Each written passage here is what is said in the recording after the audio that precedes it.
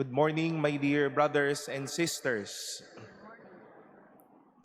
God gave us eyes to basically use it for seeing, so that I can read, I can see you now, you can see me, we can see beautiful things around us.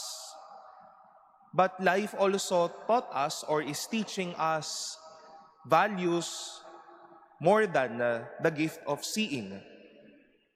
Sinasabi natin na ang ating pagtingin ay isang biyaya din ng pagkakaroon ng pananaw, the gift of vision. Maybe your schools, your religious communities, your workplaces would have then found a vision. How will it be for us after 3 years? How will I be as an individual for the next year or for the succeeding days? May pananaw. But more than seeing, more than vision, the gift of our eyes would also teach us the gift of witnessing, maging saksi.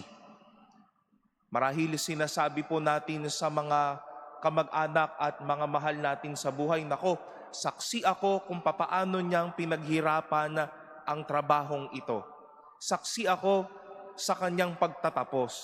I am a silent witness how this person grew from his little acts to the big responsibilities he or she is now embracing. The gift of witnessing.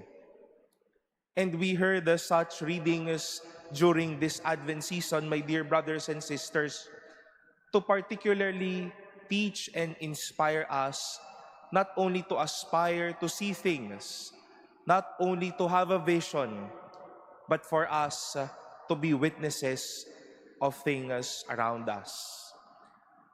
Through the prophecy of Isaiah in our first reading, God has opened the eyes of the blind, the eyes of His people, so that they would see how Lebanon will be an orchard, and how an orchard will be regarded as a forest, how the deaf can hear the words of a book, how the blind shall be able to see, to witness how God's graces will unfold. And in today's gospel, we heard Jesus healing 2 blind men. At hindi lang sila nabigyan ng pananaw, kundi ng pagiging saksi. They went out of the streets, although with that stern warning not to tell this to anyone. But their healing became a silent way of witnessing.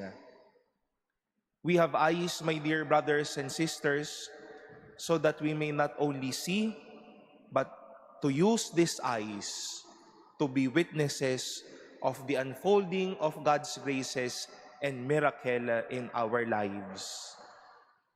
Alam ko po na sa Paskong itong darating, madami tayong mga pinapangarap, madami tayong pinagdadasal. At hari nawa po, basbasan ng Diyos ang ating mga mata, hindi lang makakita, hindi lang magkaroon ng pananaw, pero maging saksi ang mga matang ito, ang mata ng ating buhay at pananampalataya sa mga biyaya ng Diyos sa araw-araw. Maging saksi tayo sa mga bonus na matatanggap ninyo. Maging saksi sa mga taong dadalaw sa atin. Maging saksi ang mga mata natin marahil sa mga magiging kapayapaan, pagbabati, pag-aayos ng mga mahal sa buhay. A witness on how God's grace can be true to us. Because we have eyes, we have our eyes not only to see, not only to have a vision, but to be a witness how God has moved us and how God has blessed us.